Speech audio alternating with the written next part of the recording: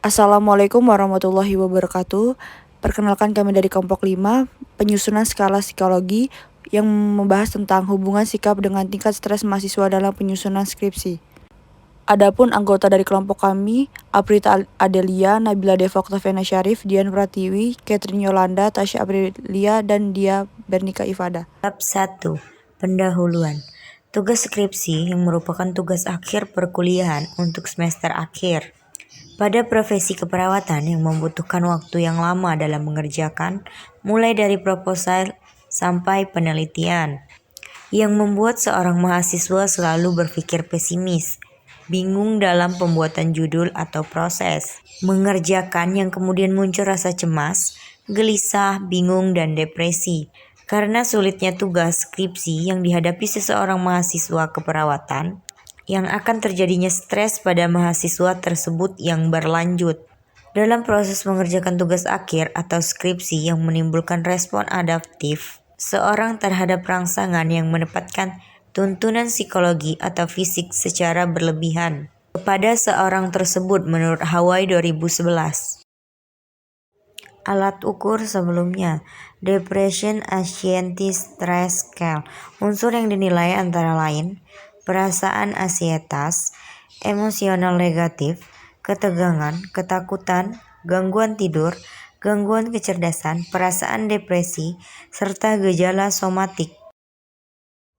Selanjutnya itu masalah penelitian. Yang pertama adalah reliabilitas. Apakah alat ukur X memiliki tes retest? Apakah konsistensi antar waktu yang tinggi? Alternate from, konsistensi skor dengan tes lain yang setara. Single trial, item-itemnya konsistensi internal yang tinggi. Yang kedua yaitu validitas. Konten, apakah alat ukur X memiliki item-item yang mewakili domain tingkah laku yang diukur? Kriterion, apakah alat ukur X valid untuk memprediksi perform individu pada kriteria atau sebutkan misal nilai IPK? Konstruk, apakah alat ukur X valid untuk mengukur konstruk? Yang ketiga, analisis item, yaitu difficulty. Apakah item-item alat ukur X memiliki derajat kesulitan yang tersusun dengan baik sesuai dengan tujuan alat ukur? Distraktor, apakah item-item alat ukur X mampu membedakan individu yang memiliki kemampuan yang tinggi dengan individu yang memiliki kemampuan yang rendah? Konstruk. Distraktor, apakah item-item alat ukur X memiliki distraktor yang baik? Yang keempat, yang terakhir yaitu norma. Apakah alat ukur X memiliki norma yang baik? Dan apakah alat ukur X sudah sesuai dengan norma yang ditentukan? Tujuan. Adapun tujuan penelitian ini diuraikan di bawah sebagai berikut. Mengetahui apa saja hal-hal yang diperlukan dalam reliabilitas. Selanjutnya, mengetahui apa saja hal-hal yang diperlukan dalam validitas. Mengetahui apa saja hal-hal yang diperlukan dalam tujuan penelitian. Mengetahui apa saja hal-hal yang diperlukan dalam manfaat penelitian. Selanjutnya, manfaat. Manfaat teoritis dapat diberikan informasi tentang sikap-sikap negatif yang sering muncul pada gejala awal dari stres terhadap tingkat stres yang banyak terjadi pada mahasiswa S1 Keperawatan Stikes IKME Jombang. Manfaat praktis. Bagi dosen, hasil penelitian ini dapat memberikan hal yang baru dalam pembelajaran tentang stres secara dalam dan menyeluruh yang mengakibatkan stres tersebut muncul dan sering terjadi pada mahasiswa. Bagi responden, penelitian ini diharapkan sebagai pengetahuan yang baru dan berpikir positif merubah pandangan negatif mahasiswa. Bagi institusi, untuk mengetahui sikap mahasiswa dengan tingkat stres pada penyusunan skripsi Stikes IKME Jombang, dan institusi dapat mengetahui presentase tingkat stres mahasiswa tersebut sehingga dapat mencegah stres sejak dini. Selanjutnya, bab 2, tinjauan pustaka. Sikap adalah pernyataan ekskluatif terhadap objek, orang atau peristiwa. Hal ini mencerminkan perasaan seseorang terhadap sesuatu. Sikap mungkin dihasilkan dari perilaku, tetapi sikap tidak sama dengan perilaku. Orang yang memiliki sikap positif terhadap suatu objek psikologi apabila ia suka atau memiliki sikap favorable terhadap objek psikologi. Proses yang membuat tidak nyaman di lingkungan disebut juga dengan stres. Ketegangan psikologis dan fisik yang berlebihan baik di dalam ataupun di luar disebut stres. Stres adalah reaksi bentuk wajar yang terjadi kepada individu ketika melakukan sesuatu. Stres berasal dari suatu ketegangan yang timbul akibat ekspektasi yang tidak sesuai dengan realita yang ada. Ekspektasi yang kita ciptakan sendiri berbeda jauh dengan realita yang ada yang sebenarnya terjadi. Kondisi stres terjadi akibat apa yang diinginkan tidak sejalan dengan apa yang terjadi. Banyaknya tekanan tuntutan yang terjadi mempengaruhi kondisi fisik dan mental seseorang dalam menghadapi dirinya sendiri dan berpengaruh pada teori postkolonial. Unsur menurut Harjana 2002. Yang pertama, krisis. Kehilangan keseimbangan dalam kebiasaan pola hidup yang sangat berubah drastis kepada seseorang yang dapat mengganggunya dan dalam menjalankan kehidupan sehari-hari, seperti krisis di bidang usaha, ekonomi, dan hubungan percintaan. Kemudian frustasi. Ketidakberhasilannya seseorang mencapai sebuah tujuan yang ia damba-dambakan. Hal ini berawal dari gagalnya mencapai satu tujuan tertentu yang mengakibatkan hilangnya rasa percaya kepada diri sendiri. Kemudian konflik, perselisihan antar dua pihak yang mempengaruhi salah satu atau keduanya yang dapat menimbulkan perpecahan atau perkelahian. Yang terakhir, tekanan. Keterpaksaan seseorang di bawah kuasa atau pengaruh orang yang mempunyai kekuatan lebih besar dari dirinya. Kemudian saya akan menjelaskan mengenai gejala menurut Harjana 2002. Yang pertama, gejala fisik. Meliputi sakit kepala, pusing dan pening, tidur tidak teratur, insomnia atau sulit tidur, tidur melantur, bangun terlalu awal, sakit punggung terutama bagian bawah, diare dan radang usus besar, sulit buang air besar. Kemudian gejala emosional.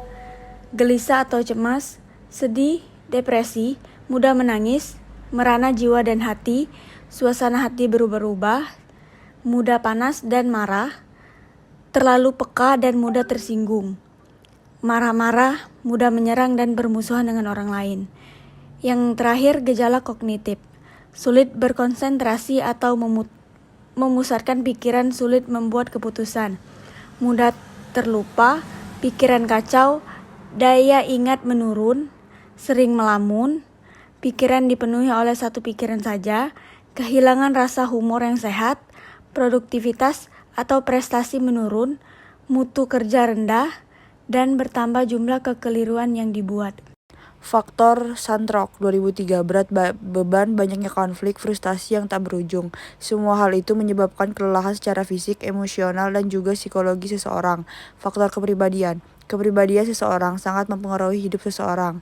Banyaknya pengaruh kepribadian yang tidak baik seperti tidak kesabaran, emosional, egois dapat mempengaruhi hidup kita menjadi lebih arogan dan banyak mengalami perubahan di lingkungan. Faktor kognitif. Penilaian secara kognitif yang membuat stres. Hal-hal ini yang tidak mengenakan secara kondisi yang membuat. Tinjauan alat ukur. Penulis melakukan tinjauan mengenai alat ukur tentang konstruk yang sama yang sudah ada untuk mendapatkan gambaran mengenai alat ukur yang akan dibuat. Teori psikometri diintegrasi dari berbagai sumber. Metode psikometri ialah sarana yang digunakan untuk mengatasi sebuah pertanyaan pengukuran dalam menginterpretasikan skor. Secara umum, psikometri dalam teori kuantitatif menggambarkan bagaimana sampel dari proses kognitif atau perilaku bereaksi menurut berbagai kondisi.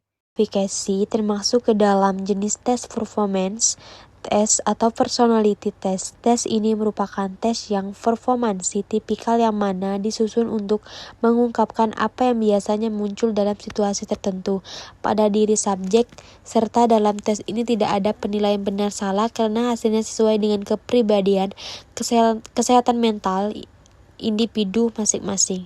Selanjutnya, ada pun persyaratan alat ukur yang baik. Yang pertama itu ada reliabilitas. Stres merupakan interaksi yang terjadi antar individu yang menyebabkan sebuah ketidaknyamanan berada di lingkungan sosial karena mendapat tekanan dari suatu kalangan secara kognitif. Faktor tersebut berasal dari dalam atau luar diri sendiri. Menurut Zuntari 2007 dalam Juniarta ND atau Fariha 2014. Yang kedua, validitas. Ketepatan dalam mengukur sesuatu. Semakin jauh alat tersebut mengukur sesuatu, maka akurasinya akan semakin teratur menurut Azwar 2012. Yang ketiga, analisis item. Analisis butir soal adalah proses yang mengkaji reaksi responden terhadap butir soal yang diberikan guna menilai kualitas butir soal dan tes secara keseluruhan. Analisis elemen sangat penting untuk meningkatkan kualitas elemen yang nantinya akan digunakan kembali dalam pengukuran formal atau pengukuran sebenarnya. Yang terakhir, norma. Norma adalah pembagian skor suatu kelompok yang digunakan sebagai acuan untuk memberi makna pada skor individu. Menurut Nur Hasan, norma adalah standar yang digunakan untuk menentukan kedudukan seseorang dalam suatu kelompok berdasarkan hasil yang diperoleh. Adapun terdapat dua jenis norma, yaitu yang pertama norma perkembangan, digunakan untuk menginterpretasikan skor-skor pada tes-tes perkembangan. Yang kedua, norma kelompok, digunakan untuk mengetahui posisi subjek dalam distribusi sampel normatif. Sampel normatif adalah skor subjek dibandingkan dengan skor kelompok. Saat peneliti hendak menggambarkan posisi individu dengan cara membandingkan antar kemampuan dan kelompok, rough score harus ditransformasikan ke dalam skala yang sama. Baiklah, itu saja presentasi dari kelompok kami. Mohon maaf apabila ada salah kata. Kepada Allah saya mohon ampun. Wabillahi taufiq wal hidayah. Wassalamualaikum warahmatullahi wabarakatuh.